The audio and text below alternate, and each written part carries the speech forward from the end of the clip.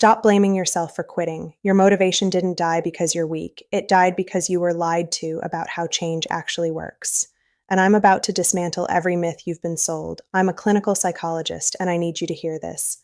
The 3-day motivation crash is not a personal failure. It's a predictable neurobiological response that's been weaponized by an industry that profits from your repeated failures. Every time you restart that diet, rebuy that planner, recommit to that goal, someone is making money off the fact that you don't understand how your own brain works. You know the cycle. Day 1, you're on fire. You're convinced this time is different.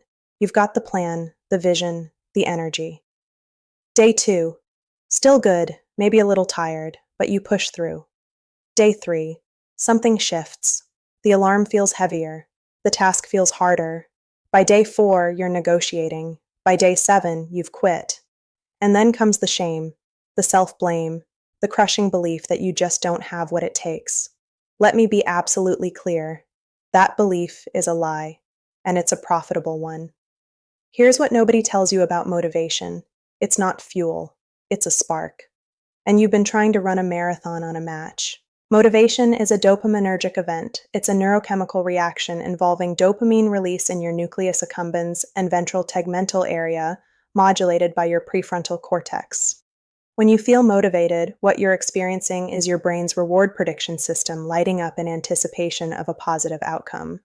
Your brain is essentially calculating, if I do this behavior, I will get a reward. And that calculation feels good. That feeling is what we call motivation. But here's the problem. Your brain is designed for immediate survival, not delayed gratification. For hundreds of thousands of years, the behaviors that kept us alive had immediate consequences.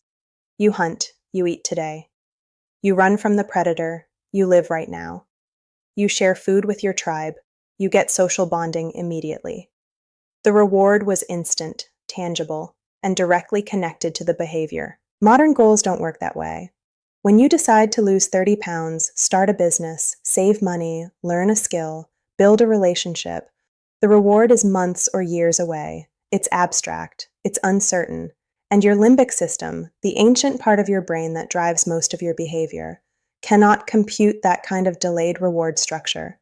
It doesn't care about the person you'll be in 6 months. It cares about the person you are right now, sitting on the couch, tired, with a brain that's screaming for immediate relief. So let's talk about what actually happens on day 3, neurologically, specifically. Day 1. You get a dopamine spike from the novelty of the decision itself. The act of committing to change feels like progress. Your brain rewards the intention because intention signals potential reward. You also get social validation if you've announced your goal, which adds another dopamine layer. You feel powerful. You feel different. You are different. Neurochemically speaking, your brain is in a heightened reward anticipation state. Day 2. You're still somewhat elevated, but the novelty is fading. You're running on residual dopamine and the momentum of day 1. If you execute the behavior again, you might get a small hit from consistency, from proving to yourself that you can do it twice. But it's smaller than day 1. The brain is already habituating. Day 3. The novelty is gone. Your dopamine baseline has returned to normal. The behavior is no longer new, so it no longer triggers that anticipatory reward response.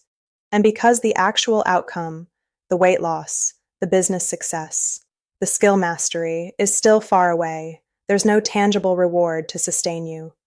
Meanwhile, the effort required hasn't changed. The gym is still hard. The work is still tedious. The discipline is still uncomfortable. But now you're doing it without the neurochemical assistance you had on day 1. This is where your brain starts what I call the cost-benefit revolt. Your anterior cingulate cortex, which monitors effort and reward, starts signaling that the ratio is off. You're expending energy without receiving reward. And in a survival-designed brain, that's unsustainable. So your brain begins searching for alternative sources of dopamine, sources that provide immediate, guaranteed reward with minimal effort. Social media, sugar, television, anything that delivers that hit right now. And here's what makes this even worse. You've been taught that pushing through this resistance is what separates the successful from the unsuccessful. You've been told that this discomfort is where discipline lives, where champions are made, where you prove yourself. And that narrative is not just wrong, it's neurologically destructive. When you force yourself to continue a behavior that your brain has flagged as unrewarding, you activate your stress response system. Your amygdala starts treating the goal itself as a threat. Cortisol rises. Your prefrontal cortex, which is responsible for executive function and self-control, becomes impaired under chronic stress.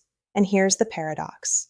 The more you rely on willpower to override your brain's resistance, the more you deplete the very neural resources you need to maintain that willpower. Willpower is not infinite. It's not a character trait.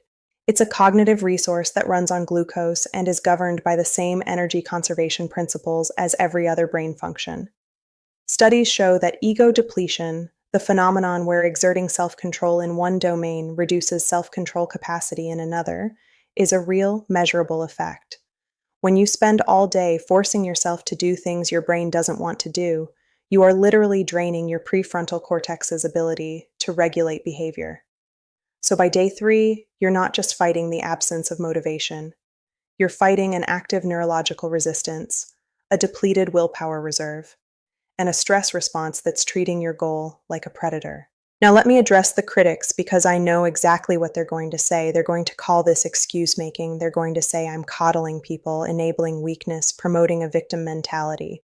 They're going to point to people who've succeeded and say, well, they didn't need your neuroscience lecture. They just did the work. Let me be very clear.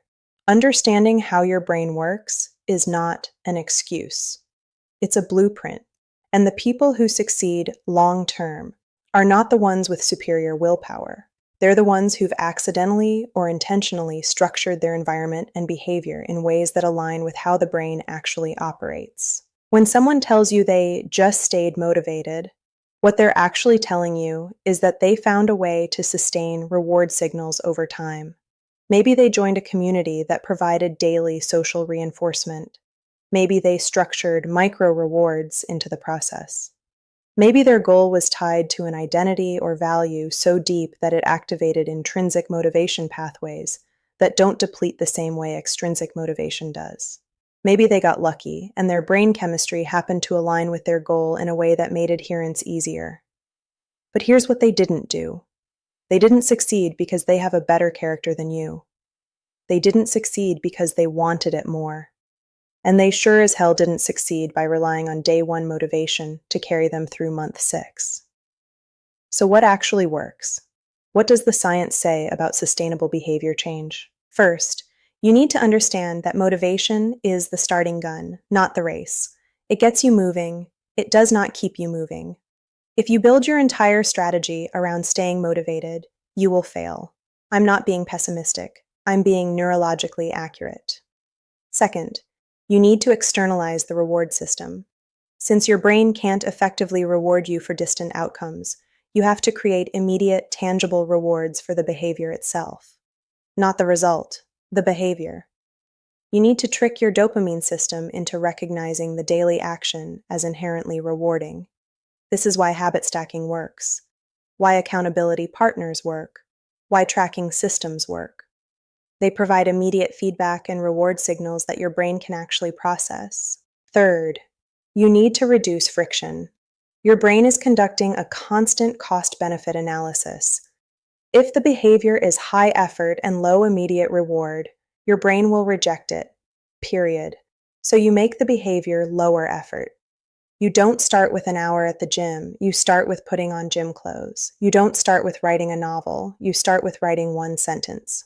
You reduce the activation energy required to initiate the behavior until it's low enough that your brain stops resisting. Fourth, you need to address the identity layer. This is where most people get it backwards. They think, I'll do the behavior until I become the kind of person who does this behavior. No, you need to start identifying as that person now and let the behavior flow from the identity. Because identity-driven behavior activates different neural pathways than goal-driven behavior. When something is part of who you are, your brain doesn't process it as effortful. It processes it as expression. Writers write, athletes train, healthy people make healthy choices, not because they're motivated, but because that's what that kind of person does. Let's talk about the political dimension of this, because yes, this is political. When we live in a system that profits from your failure, that commodifies your insecurity, that sells you solution after solution while ensuring none of them address the actual problem, that's not just bad science, it's structural exploitation. The wellness industry is worth over $4 trillion globally. 4 trillion. And it grows every year, not because it's making people healthier, but because it's designed for repeat customers. You're not supposed to succeed permanently. You're supposed to succeed just enough to believe it's possible, then fail just enough to blame yourself, then come back and buy the next thing. Every January, gym memberships spike. By February, 80% of people have stopped going, but they keep paying. Diet programs have a 95% long-term failure rate, 95%. And yet the industry grows because the narrative is always the same. The program works, you just didn't stick with it. The method is sound, you just lack discipline. The guru is enlightened, you just aren't ready. This is gaslighting at an industrial scale. And it's not accidental. When you internalize failure as a personal deficiency rather than a systemic design flaw, you remain a consumer, you remain controllable, you remain profitable. Here's what I want you to understand emotionally, not just intellectually. You are not the problem. Your brain is not broken. You are a human being with a human brain, and that brain is doing exactly what it was designed to do. It's protecting you from wasting energy on uncertain outcomes. It's prioritizing immediate survival over abstract future benefits. It's trying to keep you safe, conserved, and efficient. The problem is not you. The problem is that you've been trying to run 21st century goals on 200,000-year-old hardware without the user manual. And instead of getting the manual, you've been sold motivational slogans. I need you to feel this. Every time you've quit, every time you've failed, every time you've restarted and crashed again, that wasn't weakness. That was your brain functioning exactly as designed. And the fact that you kept trying despite repeated failures, despite the shame, despite the exhaustion, that's not pathology, that's resilience, that's hope, that's strength. But strength without strategy is just suffering. And I'm not here to tell you to suffer better. I'm here to tell you to stop suffering unnecessarily by working against your neurobiology and start working with I. So here's what you do, starting today, not tomorrow, not Monday, today. You pick one behavior. One, not a goal, not a transformation, one specific, small, repeatable behavior that moves you in the direction you want to go. And you make it so small that your brain can't justify resisting it. 2 minutes, 1 rep, 1 sentence. Whatever is so easy that you can't fail. Then you attach it to something you already do. You stack it onto an existing habit. After I pour my coffee, I write 1 sentence. After I brush my teeth, I do 5 push-ups.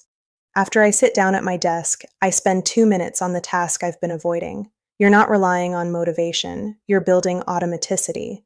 Then you track it, visibly, physically. You give your brain immediate feedback that the behavior happened. Check a box, move a paperclip, add a tally mark. Something tangible that your dopamine system can recognize as a micro reward. And you do not scale up until the behavior is automatic. Not when you feel motivated, not when you have a good week. When it's automatic, when you do it without deciding. Because that's when you know you've built a neural pathway strong enough to sustain itself without constant cognitive effort. This is not sexy. This will not make a good Instagram post. You will not feel like a warrior or a champion or whatever archetype the motivational industry is selling this week.